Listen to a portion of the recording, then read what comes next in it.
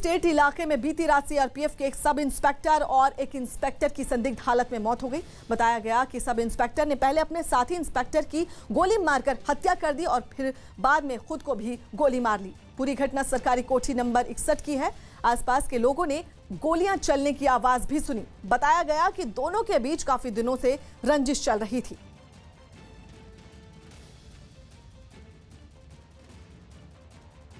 और इस वक्त की बड़ी खबर आपको बता दें, दिल्ली में बीती रात गोलियां चली और जिसमें एक इंस्पेक्टर और सब इंस्पेक्टर ने एक दूसरे को गोली मारकर अपनी जान ले ली।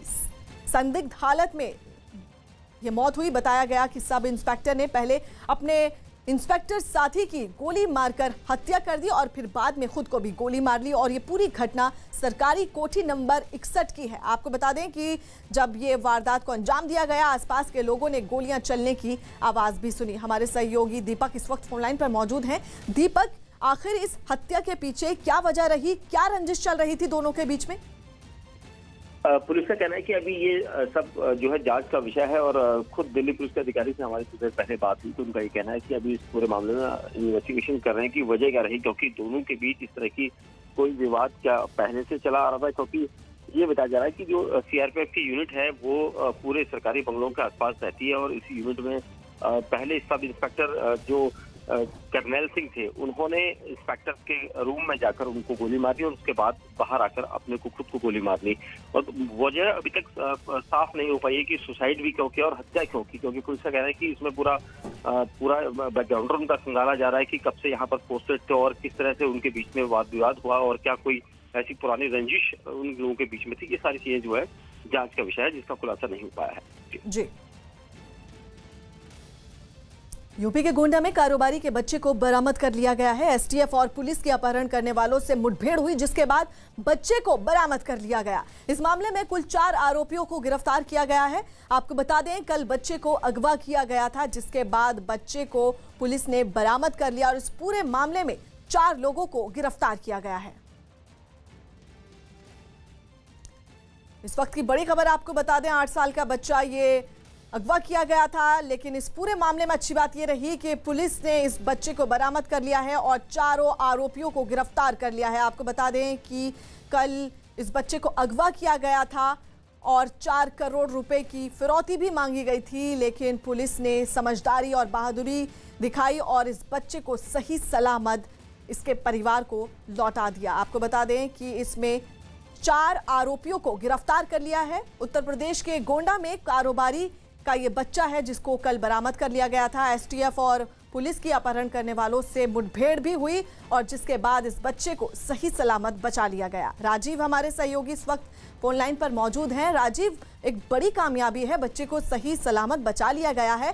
जो 4 आरोपी पकड़े गए हैं उनकी क्या जानकारी? देखिए, यकीनन पुलिस और एसटीएफ के हाथ एक बड़ी कामयाबी लगी है, क्योंकि जिस तरह से कानपुर में जो घटना सामने आई थी उसके बाद सरकार की किरकिरी हुई थी, उसके बाद गोंडा के इस अपहृत बच्चे को बरामद करना एक बड़ी चुनौती थी। ऐसे में जो मुठभेड़ में 5 आरोपियों को गिरफ्तार किया गया है, ये 5 कर्नलगंज के ही हैं, स्थानीय निवासी ही हैं और आसपास ही रहते हैं। ऐसे में जो महिला थी जिसने कॉल किया था उसको गिरफ्तार किया गया है और साथ ही अपहरण में जो कार बरामद की गई थी उसको बरामद किया गया है और 3 असलहे भी बरामद किए गए हैं। पूछताछ में ये बताया जा रहा है पुलिस सूत्रों के मुताबिक कि इन लोगों को एक पूरी साजिश के तहत इन्होंने पूरे घटनाक्रम को अंजाम दिया था। इनको ये भरोसा नहीं था, क्योंकि जिस तरह से कानपुर में जो घटना सामने आई थी उसमें सीएम ने नाराजगी जताते हुए एक आईपीएस समेत करीब आधा दर्जन पुलिस अधिकारियों के खिलाफ कड़ी कार्रवाई की थी और यही कारण था कि पुलिस पर कहीं न कहीं बड़ा दबाव था। इसीलिए खुद एडीजी एलोक गोंडा में कैंप कर रहे थे, लगातार आईजी एसटीएफ इस पूरे घटनाक्रम पर नजर बनाए हुए थे और यही कारण है कि आज सुबह इसे मुठभेड़ में 4 अपराधियों को गिरफ्तार किया गया और साथ ही साथ उस महिला को भी गिरफ्तार किया गया है जिस महिला ने फोन करके फिरौती मांगी थी 4 करोड़ की। दिल्ली के मुख्यमंत्री अरविंद केजरीवाल के सामने एक बार फिर सोशल डिस्टेंसिंग के नियम टूटे और इस बार ऐसा शास्त्री पार्क में हुआ, जहां बन रहे एक फ्लाईओवर के कामकाज को देखने के लिए मुख्यमंत्री पहुंचे थे। और जैसे ही मुख्यमंत्री केजरीवाल का काफिला शास्त्री पार्क पहुंचा, कुछ अधिकारी उनकी गाड़ी की तरफ दौड़ते दिखे। मुख्यमंत्री के गाड़ी से उतरते ही नेताओं घेर लिया और इस दौरान ये लोग उनके इतने करीब पहुंच गए जिससे सोशल डिस्टेंसिंग के नियम तार तार होते दिखे। केजरीवाल के साथ मौजूद दिल्ली के स्वास्थ्य मंत्री सत्येंद्र जैन तो एक जगह चेहरे से मास्क हटाकर बात करते नजर आए। हालांकि शास्त्री पार्क फ्लाईओवर के काम की रफ्तार को देखकर मुख्यमंत्री संतुष्ट नजर आए। कोविड की वजह से थोड़ा डिले हो गया, नहीं तो अभी तक बन गया होता। सीएम केजरीवाल ने दावा किया कि 1.5 महीने में शास्त्री पार्क के साथ ही सीलमपुर का फ्लाईओवर भी बनकर तैयार हो जाएगा। शास्त्री पार्क के बाद मुख्यमंत्री का काफिला सीलमपुर फ्लाईओवर का काम देखने के लिए रवाना हो गया। गहलोत सरकार के मंत्री रघु शर्मा ने दावा किया कि उनके साथ 102 विधायकों का समर्थन है। उन्होंने ये दावा भी किया कि आज तक सत्र बुलाने के लिए कभी भी राज्यपाल को एजेंडा नहीं दिया गया। रघु शर्मा जी, राज्यपाल की ओर से कहा गया है कि आपने कोई एजेंडा नहीं दिया और आप सत्र बुलाने की कभी बात एजेंडा देते ही नहीं है। एक लाइन का प्रस्ताव आता है मंत्रिमंडल का। आज तक की राजस्थान के लोकतांत्रिक इतिहास की आप जानकारी ले लीजिए। एक लाइन का प्रस्ताव आता है कि विधानसभा का सत्र आहूत करना है। लेकिन ये तो इमरजेंसी सत्र बुला रहे हैं ना। नहीं, इमरजेंसी नहीं है भाई। आप बताइए मानसून सत्र होता है कि नहीं होता हमारा? 6 महीने के अंदर आवश्यक रूप से हमें सत्र बुलाना ही पड़ता है। आज कोरोना के चलते हुए पूरे राजस्थान में जिस तरह का माहौल बना हुआ है, आर्थिक स्थिति जिस तरह से बिगड़ी हुई है, और भी मुद्दे हैं, उन पर चर्चा करने के लिए अगर सरकार ये कहे कि हम सदन की बैठक बुलाना चाहते हैं, किसी को क्या एतराज है भाई? और आप ये सोचते हो अगर अल्पमत में हम होते तो हम सत्र बुलाने की बात करते क्या?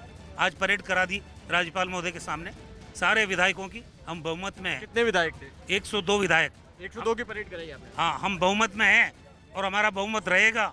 दुनिया की कोई ताकत हमारे बहुमत को नहीं तोड़ सकती। हमारे विधायक बिकाऊ नहीं है। ये महाराणा प्रताप की धरती है, वीरों की धरती है।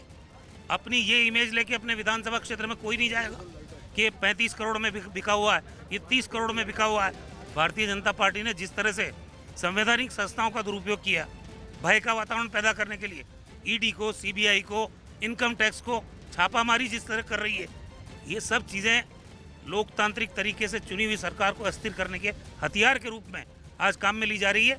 और यहाँ ये कामयाब नहीं होंगे, नहीं होंगे, नहीं होंगे। मिस्र की तंता सिटी में 26 साल के एक इंजीनियर ने एक ऐसा रोबोट बनाया जो लोगों का कोरोना टेस्ट कर सकता है। दावा है कि यह रोबोट स्वास्थ्य कर्मियों पर काम का बोझ तो कम करेगा ही, साथ ही उनको कोरोना की चपेट में आने से भी बचाएगा। राजधानी काहिरा में तो इस रोबोट का इस्तेमाल भी शुरू हो चुका है।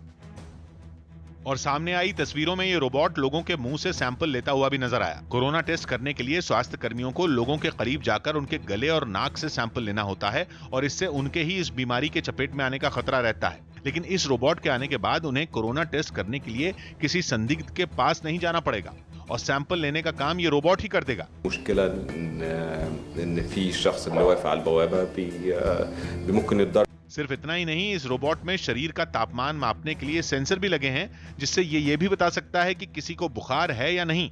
मरीज की सेहत की जानकारी रोबोट पर लगी स्क्रीन पर भी नजर आई। ऐसे में मॉल, एयरपोर्ट और दूसरी जगहों पर ये कम वक्त में ज्यादा लोगों की थर्मल स्क्रीनिंग कर सकता है। पहियों पर चलने वाला ये रोबोट ये भी पता लगा सकता है कि किसी शख्स ने मास्क पहना है या नहीं। मशहूर डांसर अमला शंकर का निधन हो गया। मशहूर डांसर अमला शंकर का 101 साल की उम्र में कोलकाता में निधन हो गया। वो कई फिल्मों में भी किरदार निभा चुकी हैं। अमला शंकर मशहूर सितार वादक पंडित रविशंकर की भाभी थी। सोनू सूद की मदद से किर्गिस्तान में फंसे यूपी और बिहार के कई छात्र अपने गांव लौट आए। ये छात्र वहां रहकर मेडिकल की पढ़ाई कर रहे थे, लेकिन लॉकडाउन की वजह से वो वहीं फंस गए। सोनू सूद ने इन छात्रों के लिए एक विमान का इंतजाम किया जिसके जरिए ये वाराणसी लाए गए। देश लौटने पर इन छात्रों ने खुशी जताई और सोनू सूद का शुक्रिया अदा किया। सर, सोनू सूद सर ने हमको यहाँ पे बुलाया सर। किर्गिस्तान से सर 3 महीने से हम लोग फंसे हुए थे, उन्होंने वहाँ से हमें इवैक्यूएट किया। चुनाव आयोग ने देश के अलग अलग राज्यों में विधानसभा और लोकसभा की 57 सीटों पर उपचुनाव करवाने का फैसला लिया। चुनाव आयोग की एक बैठक हुई जिसमें यह तय किया गया। हालांकि अभी चुनाव कार्यक्रम बाद में जारी किया जाएगा। इस बैठक में बिहार विधानसभा चुनाव पर कोई चर्चा नहीं हुई। दिल्ली नगर निगम के अस्पतालों के कर्मचारियों को वेतन न मिलने का मुद्दा उठाते हुए आम आदमी पार्टी ने बीजेपी पर हमला बोला, जिसके बाद नगर निगम ने दिल्ली सरकार पर पलटवार करते हुए उनका बकाया चुकाने की मांग की। एक फूटी कौड़ी भी स्वास्थ्य कर्मियों के वेतन के लिए इस महामारी के दौर में भाजपा ने नहीं दी। 1108 करोड़ रुपया हमारे को दिल्ली सरकार से बकाया है, और वो भी कानून के प्रावधान के तहत बकाया है, तो पैसा हम किससे मांगेंगे? इस सारे सियासी घमासान के बीच बीजेपी ने एसओजी के एडीजी अनिल पालीवाल पर सवाल उठाते हुए दावा किया कि उनकी पत्नी और उनके परिवार का कारोबारी संबंध सीएम अशोक गहलोत के परिवार से है। एसओजी को जो हेड कर रहे थे अनिल पालीवाल, जो कि एक आईपीएस अधिकारी हैं, उनकी धर्मपत्नी और उनके परिवार का व्यापारिक कनेक्शन अशोक गहलोत जी के परिवार के साथ है। जिस फेयरमाउंट होटल में कांग्रेस के विधायक रखे गए थे, उसकी प्रमोटर अनिल पालीवाल जी की धर्मपत्नी है और आरके शर्मा, जो वैभव गहलोत, अशोक गहलोत जी के सुपुत्र, वो भी इस होटल से जुड़े हुए हैं। तो स्वाभाविक रूप से एक पूरा का पूरा कुचक्र, राजनीतिक कुचक्र, एक भ्रष्टाचार का कुचक्र आज सामने नजर आ रहा है। कानपुर में अगवा किए गए एक युवक की हत्या के बाद पूरे यूपी में हंगामा शुरू हो गया। एक लैब में कर्मचारी संजीत यादव का अपहरण पिछले महीने की 22 तारीख को हुआ था और तभी से पुलिस उसकी तलाश में जुटी थी। लेकिन गुरुवार की रात संजीत के परिवार को थाने में बुलाकर यह बताया गया कि संजीत की मौत हो चुकी है। खबर मिलते ही परिवार पर जैसे कोई बिजली टूट पड़ी। मां तो रोते रोते बेहोश ही हो गई। परिवार का हर शख्स बेसुध दिखने लगा। आरोप यह है कि पुलिस के ही कहने पर परिवार ने अपहरणकर्ताओं को फिरौती के 30 लाख रुपए भी दिए थे, लेकिन फिर भी संजीत को बचाया नहीं जा सका। पुलिस ने मेरे साथ बहुत धोखेबाजी की, बहुत किया। अगर शुरुआत से एक्शन में होती तो किडनैपर को पकड़ लेती। पुलिस का दावा है कि अपहरण के आरोप में 5 लोगों को गिरफ्तार किया गया था, जिनसे पूछताछ में ये पता चला कि संजीत की मौत हो चुकी है। उनके द्वारा ये कबूला गया है संजीत को 26 या 27 जून को ही इन्होंने मर्डर किया है। पुलिस के खिलाफ लोगों का गुस्सा भड़क गया और दिन भर संजीत के घर के बाहर लोगों की भारी भीड़ जमा रही। लोग पुलिस और सरकार के खिलाफ नारेबाजी करते रहे। दूसरी तरफ पुलिस की टीमें कानपुर की पांडु नदी में संजीत के शव की तलाश में लगी रहीं। लेकिन संजीत का शव बरामद नहीं हो पाया। इस बीच फिरौती के लिए पैसों पर विवाद शुरू हो गया। एक वीडियो सामने आया जिसमें संजीत के पिता ये कहते हुए दिखे कि उन्होंने आरोपियों को नकली नोटों से भरा बैग दिया था। यानी फिरौती की जो रकम दी गई थी वो नकली नोटों में थी। ये वीडियो किसी पुलिस अधिकारी के कमरे का बताया जा रहा है, लेकिन वीडियो में अधिकारी की केवल आवाज सुनाई दी। वीडियो में सामने बैठे दिख रहे संजीत के पिता चमन सिंह यादव ने साफ कहा कि आरोपियों को नकली नोट दिए गए थे। नकली गड्डी है, 9-10 गड्डी आया था। कहां से? ये बच्चों वाली नहीं आती है। लेकिन नकली नोटों की बात संजीत की मां सुनने को तैयार नहीं है। संजीत की मां तो नकली नोटों के सवाल पर ही भड़क गईं। नकली नोट दिए गए अपहरणकर्ताओं को? नोट नहीं दिए, गोली लगा दो, नहीं दिए हैं हमने। ये नोट कहाँ से, पैसा कहाँ से आया? पुलिस कह रही कि 30 लाख रुपए आपके वास्ते नहीं। पुलिस को बुलाओ। वो तो कह रही बेटा भी नहीं था, तो बेटा मेरा कहाँ गया? पुलिस ने मारा क्या? हालांकि पुलिस ने साफ किया कि उनकी जांच के मुताबिक अपहरणकर्ताओं को फिरौती का पैसा नहीं दिया गया। पैसे के बारे में जो कंफ्यूजन है, अभी तक की जो जांच है, जो पुलिस पार्टी ने ऑपरेशन किया था, उनके बयानात के आधार पर, मुलजिमों के बयानात के आधार पर अभी तक की हमारी विवेचना के अनुसार कोई पैसा नहीं दिया गया है। फिलहाल पुलिस एक महिला समेत 5 आरोपियों से पूछताछ कर रही है, जिनमें 2 संजीत के दोस्त बताए जा रहे हैं। गुजरात एटीएस ने 3 नक्सलियों को गिरफ्तार किया। पकड़े गए नक्सलियों ने एक झारखंड का नामी नक्सली है, जिन पर नक्सली गतिविधियों को बढ़ाने का आरोप है कि लोगों को भड़काने के लिए हिंसक संदेश लिखे गए। सामू औरैया, बिरसा औरैया और बबीता कच्छप को गुजरात एटीएस ने गिरफ्तार किया है। और आपको बता दें कि गुजरात एटीएस ने 3 नक्सली पकड़े हैं और जिन पर नक्सली गतिविधियों को बढ़ाने का आरोप था। और एक बड़ी कामयाबी गुजरात एटीएस के लिए, जहां पर ये नक्सली पकड़े गए हैं और इनमें से एक झारखंड का नामी नक्सली भी इसमें शामिल है।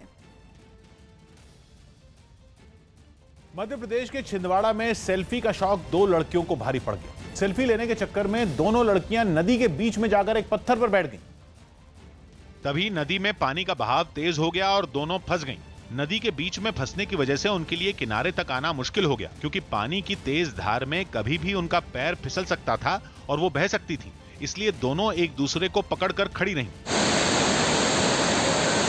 नदी के किनारे खड़ी उन लड़कियों के दोस्तों ने आसपास के लोगों और पुलिस को इसकी खबर दी, जिसके बाद उन्हें बचाने की कोशिश शुरू हो गई। हालांकि रेस्क्यू टीम के लिए भी ये आसान नहीं था। बड़ी मुश्किल से वो लोग मोटी रस्सी के सहारे उन लड़कियों तक पहुंचे और फिर एक एक कर उन्हें उस पत्थर से उतारा, जिस पर खड़े होकर उन्होंने अब तक अपने आप को बहने से बचा रखा था। जिसके बाद बचाव टीम उन लड़कियों को लेकर धीरे धीरे नदी के किनारे तक पहुंची। टेक्निक रहती है, हम लोग कई चैनल देखते रहते हैं, डिस्कवरी उसी आधार पे हम लोग ने अपना वो मेहनत करके निकाला। मुख्यमंत्री योगी आदित्यनाथ आज अयोध्या जाएंगे। सीएम योगी वहां दोपहर बाद पहुंचेंगे। वो 5 अगस्त को राम मंदिर के भूमि पूजन के मौके पर प्रधानमंत्री मोदी के पहुंचने की तैयारियों की जानकारी लेंगे। आपको बता दें 5 अगस्त को राम मंदिर का भूमि पूजन होना है। सीएम योगी आदित्यनाथ अयोध्या में साधु और संतों के साथ मुलाकात भी करेंगे। बताया जा रहा है कि वो राम जन्मभूमि स्थल भी जा सकते हैं और मंदिर निर्माण की तैयारियों की जानकारी ले सकते हैं।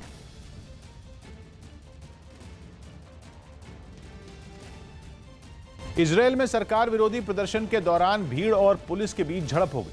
ये लोग कोरोना से निपटने में नाकाम रहने और भ्रष्टाचार जैसे मुद्दों के खिलाफ प्रधानमंत्री नेतन्याहू के आवास का घेराव करने पहुंचे थे।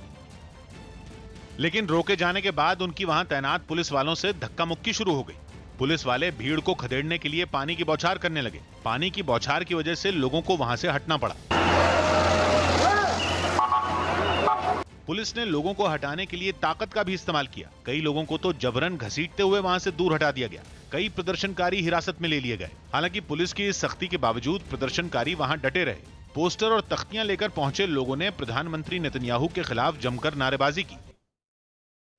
महाराष्ट्र में कोरोना मरीजों की संख्या 3.5 लाख हुई। महाराष्ट्र में कोरोना मरीजों का आंकड़ा 3.5 लाख के पार पहुंचा। 24 घंटे में 9,615 मरीज बढ़े। बिहार के दरभंगा में बाढ़ की मार झेल रहे लोग सड़क पर रहने को मजबूर हुए। एमपी के श्योपुर में एक अस्पताल की कैंटीन में गैस सिलेंडर में लगी आग से अफरा तफरी मच गई। हरियाणा में पिछले 24 घंटे में कोरोना के 780 नए मरीज मिले। मरीजों की संख्या बढ़कर 29,755 हुई। कर्नाटक के बल्लारी में एक 100 साल की महिला कोरोना को हराकर ठीक हुई। पटना में एम्स की 4थी मंजिल से छलांग लगाकर एक कोरोना मरीज ने खुदकुशी कर ली। कोरोना की मार झेल रहे बांग्लादेश में अब लोग बाढ़ से भी बुरी तरह जूझ रहे हैं। बांग्लादेश का करीब 1/3 हिस्सा बाढ़ की चपेट में है और लाखों लोग इससे बुरी तरह प्रभावित। क्योंकि लगातार बारिश की वजह से वहां की ज्यादातर छोटी बड़ी नदियां उफान पर हैं और उनका पानी रिहायशी इलाकों में घुसकर तबाही मचा रहा है। मुंशीगंज से बाढ़ की जो तस्वीरें सामने आई उनमें चारों तरफ पानी ही पानी नजर आया। जमीन का नामो निशान तक नहीं दिखा। सैलाब की वजह से सड़कें नदियों में तब्दील हो गई। मकान से कदम बाहर रखने पर भी डूबने का खतरा पैदा हो गया। मकानों में भी कई फीट पानी भर गया। पानी भरने से लोगों के खाने पीने का सामान, कपड़े, सब कुछ बर्बाद हो गया। गाय और भैंसों के लिए चारा तक नहीं बचा। मजबूर लोग जान जोखिम में डालकर सुरक्षित ठिकानों की तरफ जाते दिखाई दिए। जो नहीं निकल पाए वो मदद का इंतजार करते नजर आए। कानपुर मुठभेड़ में ढेर किए गए विकास दुबे का एक ऑडियो सामने आया है। दावा किया गया कि यह ऑडियो तब का है जब वो उज्जैन में सरेंडर की तैयारी कर रहा था। दावा यह भी किया जा रहा है कि डर की वजह से विकास दुबे आवाज बदलकर बात कर रहा था और अपने करीबी से कोर्ट में सरेंडर करने की पूरी प्लानिंग के बारे में पूछ रहा था। सब मैनेज हो गया है, ग्वालियर में पहुंच चुके हैं। अच्छा, हाँ, सब पूरा फुल मैनेज हो चुका है। बस ये है दिक्कत है। अच्छा, तो हम उनको बोल मंगलवार को हाजिरी भी हो जाएगी कोर्ट में। आप समझ रहे हैं, सब कुछ हो जाएगा। चलो, तो हम उनको बोले दे रहे हैं कि आप जो कहें। ठीक, उड्डन से केवल एक बार मुलाकात हो जाए, बात हो जाए। ठीक, बाकी देखो सोमवार या मंगलवार को हाजिरी होनी है कोर्ट में। चलो, हाजिर हो जाए तो हाँ, और क्या ठीक रहेगा। बस वही चारा है और तो कोई चारा है नहीं। और कोई चारा नहीं। कोरोना संकट के बीच 15 अगस्त को होने वाले कार्यक्रमों पर गृह मंत्रालय ने सभी राज्यों को दिशा निर्देश जारी किए, जिनके तहत कोरोना के खतरे को देखते हुए स्वतंत्रता दिवस मनाने के लिए टेक्नोलॉजी का इस्तेमाल करने की सलाह दी गई। साथ ही कार्यक्रम में शामिल होने वाले लोगों के लिए मास्क और सोशल डिस्टेंसिंग का पालन करना जरूरी होगा। इस बार कार्यक्रम में डॉक्टरों और स्वास्थ्य कर्मचारियों को न्योता भेजकर उनका हौसला बढ़ाने पर भी गृह मंत्रालय ने जोर दिया। इसके अलावा कार्यक्रम में सेना के बैंड के रिकॉर्ड किए गए वीडियो को बड़ी स्क्रीन पर चलाया जा सकता है। ईरान ने अमेरिका के एक लड़ाकू विमान पर अपने यात्री विमान के बेहद करीब आने का आरोप लगाया। ईरान के सरकारी टीवी चैनल ने इसका वीडियो भी जारी किया, जिसमें एक लड़ाकू विमान उस यात्री विमान के करीब उड़ता हुआ नजर आया। घटना की वजह से विमान में सवार लोग बुरी तरह से डरे नजर आए। बताया गया कि लड़ाकू विमान की वजह से यात्री विमान के पायलट को अचानक ऊंचाई बदलनी पड़ी, जिससे कई लोगों को चोटें आईं। एक यात्री के चेहरे से तो खून तक बहता दिखाई दिया। जबकि एक आदमी विमान के फर्श पर बेहोश पड़ा दिखा। बताया गया कि विमान सीरिया के ऊपर उड़ रहा था, तभी एक F-15 लड़ाकू विमान ने उसे घेर लिया। हालांकि अमेरिका ने इन आरोपों को खारिज करते हुए अपने लड़ाकू विमान के सुरक्षित दूरी पर होने का दावा किया है। नेपाल की सीमा से लगे उत्तर बिहार के जिलों में आई बाढ़ की वजह से कई गांवों का संपर्क टूट गया। यही नहीं, सैलाब की मार से कई जिलों में नेशनल हाईवे, स्टेट हाईवे और लिंक रोड भी बंद हो गए। राहत शिविरों में जगह नहीं मिलने से भी कई जिलों में लोग बांधों और सड़कों पर रहने के लिए मजबूर हो गए, जिसकी एक झलक पूर्वी चंपारण में देखने को मिली, जहां प्रशासन की अनदेखी के खिलाफ लोगों ने नेशनल हाईवे नंबर 28 को ठप कर दिया। अभी मठ बनवारी गांव में पानी चला गया है, जिसके बाद लोगों ने सड़क जाम कर दिया है। NH-28 है जो पूरी तरह से पिछले 2 घंटे से ठप पड़ा है। हाईवे पर रहने के लिए मजबूर बाढ़ पीड़ितों ने राज्य की नीतीश सरकार के खिलाफ नाराजगी भी जताई। जब तक हम लोग गांव का पानी बाहर ना निकल जाए तब तक हम लोग जाम लगा कर रखेंगे। तो गांव के लोग गुस्से में हैं क्योंकि पानी लगातार बढ़ रहा है। सीतामढ़ी में तो बाढ़ का पानी नेशनल हाईवे नंबर 104 पर आ गया, जिससे लोगों की मुश्किलें काफी बढ़ गईं। सुशांत मौत मामले में कंगना रनौत अपना बयान दर्ज करवाएंगी। सुशांत मौत मामले में कंगना रनौत मुंबई पुलिस के सामने अपना बयान दर्ज करवाने के लिए तैयार हो गईं। समन मिलने के बाद कंगना ने बताया कि वो इस मामले में पुलिस की मदद करना चाहती हैं। यूपी के सीएम योगी आदित्यनाथ ने मजदूरों के खाते में 1-1 हजार रुपए ट्रांसफर कर दिए। 9 करोड़ से ज्यादा मजदूरों के खाते में ये रकम भेजी गई। साथ ही मुख्यमंत्री ने आपदा प्रहरी नाम से एक ऐप भी लॉन्च किया, जिसके जरिए आपदा के वक्त बचाव और राहत पहुंचाने में भी मदद मिलेगी। जो प्रवासी कामगार और श्रमिक आए थे, उन्हें 1000 रुपए की राशि उनके खाते में सीधे उपलब्ध करा रहे हैं। दिल्ली हाईकोर्ट ने केंद्र सरकार को बेघर और मानसिक रूप से बीमार लोगों के कोरोना टेस्ट करवाने का आदेश दिया। कोरोना टेस्ट करवाने के लिए पहचान पत्र होना जरूरी है, लेकिन इन लोगों के पास पहचान पत्र नहीं होने की वजह से इनका कोरोना टेस्ट नहीं हो पा रहा था। ऐसे में कोर्ट ने एक याचिका पर सुनवाई करते हुए इनका भी कोरोना टेस्ट करवाने का आदेश दिया। यूपी के कासगंज में करंट लगने से एक बिजली कर्मचारी की मौत हो गई। कर्मचारी के परिजनों ने बिजली विभाग पर लापरवाही का आरोप लगाया और सड़क जाम कर प्रदर्शन किया। प्रदर्शन की जानकारी के बाद वहां पहुंची पुलिस ने किसी तरह समझा बुझाकर लोगों को शांत कराया। मध्य प्रदेश के कई जिलों में मूसलाधार बारिश ने लोगों की मुश्किलें बढ़ा दी। जहां सबसे ज्यादा बारिश हुई उनमें सीहोर जिला भी शामिल है, जहां कई घंटों तक हुई बारिश के बाद सड़कें तालाब में बदल गईं। सीहोर के रिहायशी इलाकों में बारिश के बाद लोगों का घर से निकलना मुश्किल हो गया। सबसे हैरान करने वाली तस्वीरें बुधवारा बाजार से सामने आईं, जहां पानी बेहद तेज रफ्तार से सड़क पर बहता दिखा। पानी की रफ्तार इतनी तेज कि सड़क किनारे खड़ी मोटरसाइकिलें पहले गिर गईं और फिर पानी के साथ बहने लगी। एक लड़का गिरी हुई मोटरसाइकिल को उठाने की कोशिश करने लगा, लेकिन उठा नहीं पाया। पानी का तेज बहाव मोटरसाइकिल को बहाकर ले जाने लगा, लेकिन लड़का हैंडल पकड़कर बाइक बचाने की कोशिश करता रहा। मनी लॉन्ड्रिंग के मामलों की जांच करने वाली सरकारी एजेंसी ईडी के सूत्रों से चौंकाने वाली जानकारी सामने आई, जिसमें दावा किया गया कि राजीव गांधी चैरिटेबल ट्रस्ट को जाकिर नाइक की संस्था से दान मिला था। बताया जा रहा है कि विवादित मुस्लिम धर्मगुरु जाकिर नाइक की संस्था इस्लामिक रिसर्च फाउंडेशन ने यह दान 2011 में दिया था, जिसकी रकम 50 लाख रुपए थी, जो राजीव गांधी चैरिटेबल ट्रस्ट को दी गई थी। जाकिर नाइक पर भड़काऊ भाषण और आतंकी गतिविधियों में शामिल होने का आरोप है, जो 2016 में भारत छोड़कर भाग गया था। जिस राजीव गांधी चैरिटेबल ट्रस्ट को जाकिर नाइक की संस्था से दान मिलने का दावा है, उसकी अध्यक्ष सोनिया गांधी हैं और राहुल गांधी इस ट्रस्ट के सदस्य हैं, जिसे जाकिर नाइक के साथ पीएनबी बैंक घोटाले के मुख्य आरोपी मेहुल चोकसी से भी 10 से 15 लाख रुपए दान मिलने का दावा किया जा रहा है। हालांकि कांग्रेस का आरोप है कि सरकार ऐसे मुद्दे उठाकर लोगों का ध्यान भटका रही। जहां तक राजीव गांधी ट्रस्ट के बारे में बात है, तो उनके पेपर तो हमेशा से सार्वजनिक हैं। अब इसलिए याद आ रहे हैं क्योंकि राहुल गांधी और प्रियंका गांधी के सवाल इन्हें चुभते हैं, इनका कोई जवाब नहीं है। विकास दुबे की पत्नी ऋचा दुबे ने 8 पुलिसकर्मियों की मौत पर दुख जताया और उनके परिवार से माफी मांगी। यदि मैं उस वक्त जानती तो हो सकता हो वो 8 पुलिसकर्मियों की पत्नियां विधवा ना होती, मैं अकेले विधवा होके अपनी एक मिसाल कायम करती कि मैंने उस इंसान को मार दिया जो 8 पुलिस वालों को मारना चाहता था। उत्तराखंड के पिथौरागढ़ जिले में लैंडस्लाइड की वजह से कई गांवों में तबाही के निशान नजर आए। वहां करीब 22 गांवों में लगातार हो रही बारिश की वजह से बर्बादी हुई, जिनमें एक है पिथौरागढ़ का धापा गांव।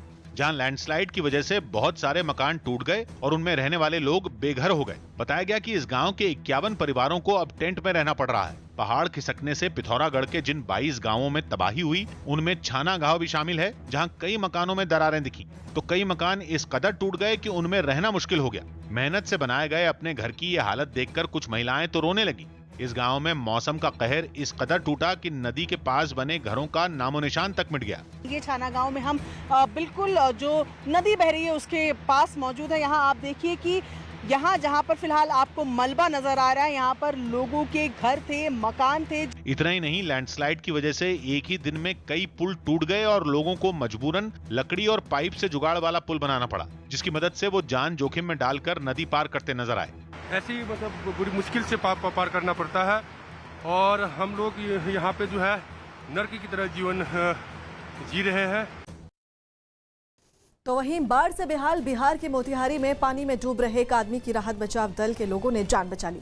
मोतिहारी में नेपाल से छोड़े जा रहे पानी और वहां लगातार हो रही बारिश के बाद गंडक नदी पर बना एक बांध टूट गया, जिसके बाद उसका पानी कई इलाकों को अपने अंदर समा लिया और पानी का तेज बहाव इस आदमी को भी अपने साथ बहाकर काफी दूर ले आया, जिसके बाद वो किसी तरह एक पेड़ को पकड़कर अपनी जान बचाने की कोशिश करता नजर आया। लेकिन उसकी जान में जान तब आई जब राहत बचाव दल के लोग उसे बचाने के लिए वहां पहुंचे। आप वहीं रहिए, हम लोग आ रहे हैं, घबराइए मत, बिल्कुल मत घबराइएगा। नाव में सवार बचाव दल के लोग उसके करीब पहुंचे और रस्सी के सहारे उसे खींचकर नाव में बैठा लिया। पानी के तेज बहाव की वजह से उन्हें इस काम में काफी परेशानी भी पेश आई, पर वो उसकी जान बचाने में कामयाब रहे।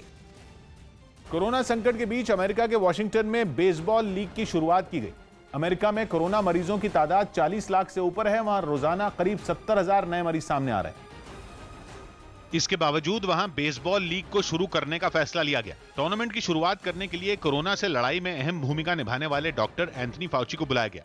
डॉक्टर फाउची खिलाड़ियों वाली जर्सी पहनकर मैदान में पहुंचे और गेंद फेंककर टूर्नामेंट की शुरुआत की। हालांकि इस दौरान वो अपना निशाना थोड़ा चूक गए। आज सुबह तड़के गांव पारा में मुखबिर की सूचना पे मुठभेड़ हो गई, जिसमें अपहरणकर्ता बच्चे को उस गाड़ी से कहीं और ले जाना चाह रहे थे। मुठभेड़ के दौरान मुठभेड़ की टीम में सभी वरिष्ठ अधिकारी के साथ साथ स्थानीय पुलिस और एसटीएफ की टीम थी। मुठभेड़ में अपहृत बच्चे नमो को सकुशल बरामद किया गया तथा पुलिस कार्रवाई में 2 बदमाश उमेश यादव एवं दीपू कश्यप घायल हुए तथा सूरज पांडे एवं उनकी पत्नी छवि पांडे तथा उनका छोटा भाई राज पांडे गिरफ्तार किया गया है। घटना में प्रयुक्त हुई गाड़ी चल रही है, जो अल्टो गाड़ी बताई जा रही थी, वो भी बरामद की गई है और बदमाशों के पास से एक पिस्टल तथा 2 तमंचे भी बरामद हुए हैं। घायल बदमाशों का इलाज चल रहा है। अभी भी हम लोग हमारी क्षेत्र में कॉम्बिंग चल रही है।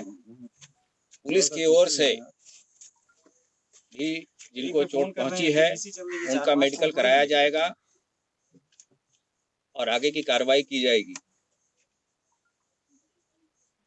इसके अतिरिक्त इसमें जो अन्य लोग भी शामिल हैं जिन्होंने इस षड्यंत्र में जो शामिल रहे हैं या अपहरणकर्ताओं की मदद की है, उनके विरुद्ध भी हम लोग इनसे पूछताछ के आधार पे तथा अन्य साक्ष्यों के आधार पे कार्रवाई करेंगे। शासन की ओर से स्थानीय पुलिस एवं एसटीएफ की टीम को 1-1 लाख रुपए इनाम देने की घोषणा की गई है। ये जो चुनौतीपूर्ण कार्य था उसमें मीडिया बंधुओं का बहुत सहयोग रहा और आप लोगों ने रिपोर्टिंग के साथ साथ बच्चे के सकुशल वापसी के लिए भी बहुत सहयोग किया, इस रूप में कि इसको बहुत ज़्यादा बढ़ चढ़ के चीज़ें नहीं चलाई गई। उसके लिए विभाग आपका आभारी है। इसके साथ साथ इतनी अल्प अवधि में हम लोगों ने जो ये सफलता अर्जित की है उसके लिए पूरी टीम बधाई की पात्र है। सर, ये जो पांडे परिवार है, सूरज पांडे, छवि पांडे और राज पांडे, ये मेन इसमें कॉन्स्पिरेटर हैं। इनकी क्या परिवार से क्या इनका कनेक्शन? अभी आपको पता है ये कल दोपहर बाद की घटना है और इतनी जल्दी हम लोगों ने बच्चा रिकवर किया है। सभी लोग गिरफ्तार हैं। जो मुख्य अपहरणकर्ता है, जैसा मैंने बताया, अभी आगे की पूछताछ की जाएगी और जो भी लाभप्रद सूचना होगी और वो हम मीडिया के साथ शेयर करेंगे। आप सबका बहुत बहुत धन्यवाद। सर, वो महिला जिसने फोन किया, 5 लोग अरेस्ट हुए, जिस महिला ने कहा 2 लोग 3 लोग। मैंने आपको बताया कि जो लोग अपहरणकर्ता गिरफ्तार हैं उसमें एक महिला भी शामिल है। अन्य चीजें विवेचना का प्रश्न है। जब चीजें आपके साथ शेयर करना होगा हम अवश्य शेयर करेंगे। धन्यवाद। इन दोनों भाइयों को ले लेना भाई। आप सुन रहे थे एडीजी प्रशांत कुमार को, जो पूरे मामले की जानकारी बता रहे थे कि किस तरह से इन बदमाशों ने इस बच्चे को किडनैप किया, लेकिन पुलिस की बहादुरी के चलते ये बच्चा सही सलामत इसको बरामद कर लिया गया। इस पूरे मामले में एक महिला समेत 4 आरोपियों को गिरफ्तार कर लिया गया है। पूरा मामला उत्तर प्रदेश के गोंडा का है, जहां पर कारोबारी के 8 साल के बच्चे को किडनैप किया गया, लेकिन अच्छी बात यह है कि बच्चा सही सलामत परिवार को सौंप दिया गया। मुंबई पुलिस ने फर्जी फॉलोअर केस में कई सोशल मीडिया ऐप से जानकारी मांगी। फर्जी फॉलोअर के मामले में मुंबई की क्राइम ब्रांच ने जांच तेज कर दी और ट्विटर और फेसबुक समेत कई सोशल मीडिया ऐप को चिट्ठी लिखी। इसमें करीब 150 हस्तियों के फॉलोअर से जुड़ी जानकारियां मांगी गईं। हरियाणा के डिप्टी सीएम दुष्यंत चौटाला की जननायक जनता पार्टी के एक कर्मचारी को कोरोना हो गया, जिसके बाद पार्टी ने एहतियात बरतते हुए अपने चंडीगढ़ दफ्तर को कुछ दिनों के लिए बंद कर दिया। अमेरिका के पूर्व मुक्केबाज माइक टायसन 12 सितंबर को एक मुकाबले के लिए रिंग में उतरेंगे। 54 साल के माइक टायसन ने सोशल मीडिया के जरिए फिर रिंग में उतरने का ऐलान किया। ये एक चैरिटी मुकाबला होगा।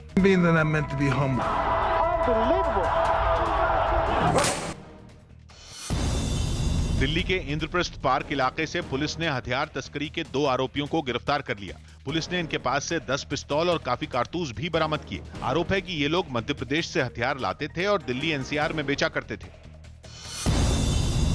चीन में कोरोना की वजह से कई टेनिस टूर्नामेंट रद्द कर दिए गए। इनमें शंघाई मास्टर्स और चाइना ओपन समेत कई प्रतियोगिताएं शामिल हैं। फिलहाल वहां 2022 बीजिंग विंटर ओलंपिक्स के ही ट्रायल होंगे। बिहार के दरभंगा में बागमती नदी ने अपना विनाशकारी रूप दिखाना शुरू कर दिया है। नदी के उफान पर आने से उसका पानी तटबंध को तोड़ते हुए आसपास के कई गांवों में घुस गया, जिसकी वजह से वहां भयंकर बाढ़ आ गई। लोगों के घर, खेत, मकान, स्कूल सब सैलाब में समा गए। हर तरफ बस पानी और उससे होने वाली बर्बादी की तस्वीरें ही नजर आईं। वहां का बिजली घर भी पानी में डूबा दिखाई दिया, जिसकी वजह से इलाके की बिजली सप्लाई भी ठप हो गई। जिसके बाद कुछ लोग अपने बचे खुचे सामान के साथ जान जोखिम में डालकर गर्दन भर पानी के बीच से होते हुए सुरक्षित ठिकानों पर जाते दिखे। वहीं जिनके पास नावें थी वो उसमें बैठकर अपनी जान बचाते नजर आए। पिछले बार से ज्यादा पानी है सर, इस बार बहुत ज्यादा हम लोग तंगी में है सर। इस बार बचने का कोई उपाय नहीं है सर, क्या करें, हम लोग परेशान है। बाढ़ प्रभावित लोग पानी में डूबे अपने घर बार, सामान सब कुछ छोड़कर सड़क किनारे रहने को मजबूर दिखे। वहीं पर वो प्लास्टिक लगाकर किसी तरह अपने जानवरों के साथ गुजर बसर करने को बेबस नजर आए। पानी पूरा घर में घुस गया है, अभी नाव अभी नहीं मिला है। रोड पर प्लास्टिक टांग करके रहते हैं। अपनी जान बचाकर सड़क किनारे पहुंचे लोगों के सामने अब खाने पीने की समस्या खड़ी हो गई है। इस मुश्किल घड़ी में उन्हें अब सरकार से मदद की उम्मीद है। आखिरकार ये तय हो गया कि इस साल का आईपीएल रद्द नहीं होगा और आईपीएल का पूरा सीजन यूएई में कराया जाएगा। हालांकि अभी मैचों का शेड्यूल जारी नहीं हुआ है, लेकिन इतना साफ हो गया कि 19 सितंबर को आईपीएल का 13वां सीजन शुरू होगा और 8 नवंबर को टूर्नामेंट का फाइनल मैच खेला जाएगा। 51 दिन तक टूर्नामेंट चलेगा। इस दौरान आईपीएल के 60 मैच कराए जाएंगे। यूएई में 3 बड़े स्टेडियम बुक किए गए हैं। ये स्टेडियम अबू धाबी, दुबई और शारजा में। इससे पहले 2014 में भी यूएई में आईपीएल के 20 मैच करवाए गए थे। उस वक्त लोकसभा चुनाव की वजह से आईपीएल देश से बाहर करवाने का फैसला लिया गया था। यूएई ने 7 जुलाई को टूरिज्म के लिए विदेशी नागरिकों को बुलाना शुरू कर दिया था और विदेश से आने वालों के लिए वहां क्वारंटीन का नियम भी नहीं है। यूएई में कोरोना टेस्ट की नेगेटिव रिपोर्ट दिखाने पर ही देश में घूमने की इजाजत दी जाती है। माना जा रहा है कि आईपीएल के मैच यूएई में भी बिना दर्शकों के ही कराए जाएंगे। सूत्रों के मुताबिक आईपीएल की सभी टीमें चाहती हैं कि टूर्नामेंट से पहले कम से कम 1 महीने का वक्त खिलाड़ियों को प्रैक्टिस के लिए मिले। इसलिए अगस्त में ही टीमों की रवानगी शुरू हो सकती है। परेशानी यह है कि अब तक भारत से विदेशी उड़ानें शुरू नहीं हुई, इसलिए सरकार से मंजूरी मिलने के बाद सभी खिलाड़ियों को चार्टर्ड फ्लाइट से यूएई पहुंचाया जा सकता है। मध्य प्रदेश के छतरपुर में जमीन विवाद में एक आदमी पर उसके एक रिश्तेदार ने जानलेवा हमला कर दिया। घटना को अंजाम देने के बाद आरोपी वहां से फरार हो गया, लेकिन उसकी ये करतूत पास लगे एक सीसीटीवी कैमरे में रिकॉर्ड हो गई, जिसमें वो लोहे की रॉड से उस पर वार करता नजर आया। अपने ऊपर अचानक हुए इस हमले में वो नीचे गिर गया और अपनी जान बचाने की कोशिश करता नजर आया, पर आरोपी रुका नहीं और वो उस रॉड से ताबड़तोड़ वार करता रहा। घटना को अंजाम देने के बाद वो वहां से भाग गया। जमीनी विवाद चल रहा है 35 साल से, बीच में भी वो धमकी दे चुका है कई मरतबा। अधमरी हालत में घायल आदमी को जिला अस्पताल लाया गया, जहां इलाज के बाद अब उसकी जान खतरे से बाहर बताई गई। वहीं पुलिस ने आरोपी के खिलाफ केस दर्ज कर उसकी तलाश शुरू कर दी। इनके साथ राड से मारपीट की है, जिससे इनके सिर में चेहरे में चोट आई हुई है। पुलिस द्वारा 3 साल के तहत मामला दर्ज कर लिया गया है। बाढ़ की मार झेल रहे उत्तर बिहार के कई जिलों में भारी बारिश होने से हालात काफी बिगड़ गए। इससे उफान पर बह रही नदियां भी खतरनाक हो गई। अब तक उत्तर बिहार के 10 जिले बाढ़ की चपेट में आ चुके हैं और ये सिलसिला अब भी थमता नहीं दिख रहा। पिछले कुछ दिनों में तो हालात तेजी से बिगड़े हैं। ऊपर से भारी बारिश भी अब मुसीबत का सबब बन गई है। समस्तीपुर जिले में तो बाढ़ के पानी ने खतरनाक रूप ले लिया। वहां से सामने आई एक तस्वीर में कई झोपड़ियां बाढ़ में डूबी दिखी। पानी से घिरे एक मकान की भी तस्वीर सामने आई, जिसमें लोग उसके छज्जे पर बैठकर अपनी जान बचाने के लिए मजबूर दिखे। बताया गया कि इन इलाकों में बाढ़ का पानी तो पहले ही घुस आया था, लेकिन पिछले कुछ दिनों में ये पानी घुटनों से कमर तक पहुंच गया। मतलब बाढ़ का पानी घटने के बजाय प्रभावित इलाकों में अब भी लगातार बढ़ रहा है। प्रशासन कहाँ है? प्रशासन नहीं आया है। पानी सर बह रहा है, बहुत तेजी में है। भारी बारिश के बीच गोपालगंज में सारण तटबंध टूटने से 500 से ज्यादा गांवों में बाढ़ का पानी पहुंच गया। वहां से सामने आई एक तस्वीर में पिछले कई दिनों से एक मकान की छत पर फंसे लोग सीढ़ी से नीचे उतरते दिखे। जान बचाने के लिए उन्होंने अपने घर और गांव को पीछे छोड़ दिया। बाढ़ से जूझते दरभंगा में भी लगातार बारिश होने से लोगों की मुश्किलें बढ़ गईं। और इस तरह के हालात कई जिलों में बने रहे। ऐसी आशंका जताई जा रही है कि बिहार में भारी बारिश से बाढ़ का प्रभाव बढ़ सकता है। मतलब अगर बाढ़ प्रभावित इलाकों में बादलों के बरसने का सिलसिला जारी रहा तो उफान पर बह रही नदियां काफी खतरनाक हो सकती, जिसकी वजह से बाढ़ पीड़ित काफी दहशत में है। मौसम विभाग का भी अनुमान है कि उत्तर बिहार के कुछ जिलों में अगले 72 घंटे तक बादल बरस सकते हैं। मतलब बिहार में बाढ़ का कहर थम जाएगा, इसकी उम्मीद अभी काफी कम है। अब तक राज्य के 10 जिलों को बाढ़ अपनी चपेट में ले चुकी, जहां 7 लाख से ज्यादा लोग प्रभावित हो चुके हैं, जिनमें 36,000 से ज्यादा लोगों को राहत शिविरों में पहुंचाया जा चुका है। बिहार विधानसभा का मॉनसून सत्र 3 अगस्त से शुरू होगा। बिहार विधानसभा का मॉनसून सत्र 3 अगस्त से शुरू होगा। कोरोना की वजह से सत्र ज्ञान भवन में होगा। यूपी के गोंडा में एक व्यापारी के पोते का बदमाशों ने अपहरण किया, बदले में 4 करोड़ रुपए मांगे। पश्चिम बंगाल के उत्तर 24 परगना में एक बीजेपी कार्यकर्ता की गोली मारकर हत्या कर दी गई। यूपी के बाराबंकी में पुलिस ने मुठभेड़ में एक इनामी बदमाश को ढेर किया। बिहार के वैशाली में गंडक नदी में बड़ा पानी कई गांवों में घुसा, जिसकी वजह से वहां पर बाढ़ का खतरा पैदा हो गया। गुजरात में पिछले 24 घंटे में कोरोना के 1068 नए मामले सामने आए। राज्य में मरीजों की संख्या 53,631 हुई। चीन की एक कंपनी घर का कामकाज करने वाला एक ऐसा रोबोट बना रही है जिसकी चाल ढाल बिल्कुल इंसानों की तरह है। दावा है कि इस रोबोट की ये खासियत इसे दूसरे रोबोट से बिल्कुल अलग खड़ा कर देगी, क्योंकि इसकी कद काठी और चलने का अंदाज बिल्कुल इंसानों जैसा नजर आया। ये सीढ़ियां चढ़ता हुआ भी दिखा। इस रोबोट को बनाने वाली कंपनी का मकसद है कि इसकी मौजूदगी महज एक मशीन की नहीं हो, बल्कि लोगों को इसके घर के ही एक सदस्य के होने का एहसास कराए। इस रोबोट में 3D कैमरा लगा होने की वजह से ये घर में रखी चीजों से टकराए बिना इधर उधर चलता फिरता नजर आया। मसलन इसने फर्श पर पड़ा खिलौना देख लिया और उससे बचता हुआ आगे बढ़ गया। फिर इसने आराम से दरवाजा भी खोल दिया। इस रोबोट की पकड़ भी इतनी मजबूत दिखी कि इसने कोई चीज गिराई नहीं। फ्रिज भी इसने ऐसे खोला मानो ये किसी इंसान का ही काम हो। इसने ग्लास में कोल्ड ड्रिंक भी बिल्कुल सही तरीके से डाली। इसने टेबल भी तुरंत चमका दी। और सिर्फ घर का काम ही नहीं, ये रोबोट लोगों का मनोरंजन भी कर सकता है। ये पियानो बजा सकता है, डांस कर सकता है। एक तस्वीर में तो ये बच्ची के साथ खेलता हुआ भी नजर आया। 10-20 किलो का वजन उठाना तो इस रोबोट के लिए बाएं हाथ का खेल दिखा। इसका संतुलन भी गजब का नजर आया। इसे धक्का देने पर यह गिरा नहीं, आराम से अपनी जगह पर